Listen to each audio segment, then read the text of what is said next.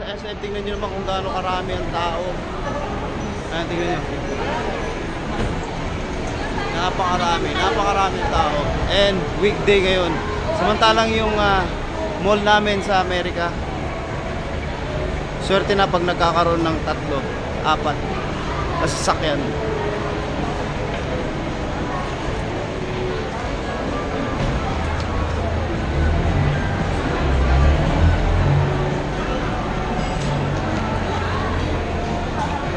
Grabe, ang dami.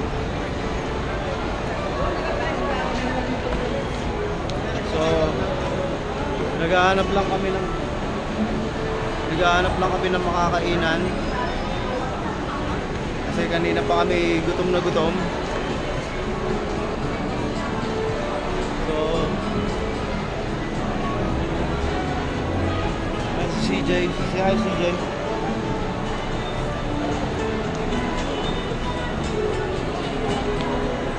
Baka sakali sa taas. Gusto ko kasi kumain ng yung yung authentic, hindi naman yung parang Americanized na lang palagi yung kinakain namin, di ba? Kaya dapat iba naman.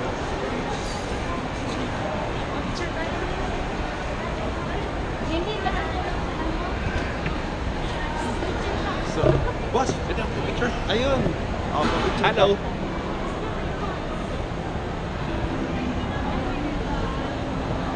May kinakausap si CJ doon. CJ, say hi. Say hi. Oh, mahihain kasi. Picture first, CJ. 1, CJ. 2, 3. Ito yung bibiyaan tayo. Hi CJ. I'm Kelly. Thank you. Thank you. One more.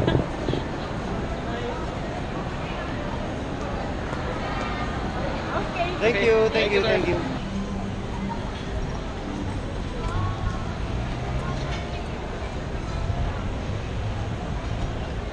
Bossing, pwede mo magpa-picture sa'yo, bossing. Sige. Ready? And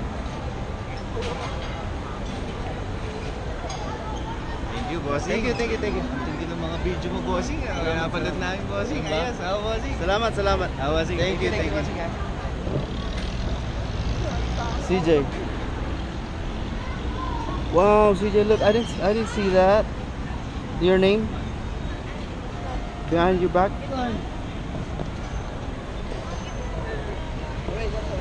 So, ayan, last day na namin dito ngayon sa Baguio, kaya sinulit na namin ang mamasyal kasi mamaya siguro baka dinner na lang sa mga relatives namin, tapos bukas ng umaga, which is June 1st bababa na kami ng Manila, tapos June 2 yun na yung flight namin. Gusto nga talo mo ako sa Facebook. Ganun ba? I'm talking. Yeah. Baka siya kayo rito? Oo, pero pauwi na rin kami. 2 weeks lang. Ilocano ka ba? When? Ilocano ka rin? Ay, taga-Tuy ka Baguio. When? 2 weeks lang yung bakasyon. Lagi kami muna. Okay. Thank you. Salamat. So, ayan. Kagaya ng sinasabi ko, ang sarap mag-stay dito kaso hindi pwede. Horse ka ng horse eh. Nakailang horse ka na. Oh, gusto din niyang sumakay ng kabayo ulit doon sa Wright Park. Ilang beses na siyang sumakay ng kabayo. Mamaya maging kamukha niya na yung kabayo. So ayan po, kakain muna kami. Tapos yes. Oh, sige. Sige. Para mamaya sama kayo sa bahay. Ayun. Kumusta?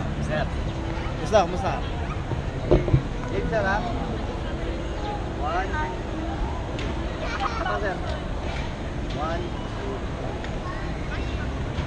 2. Ayun. Thank you. Salamat. Come on, let's go eat. Hey, let's go eat now.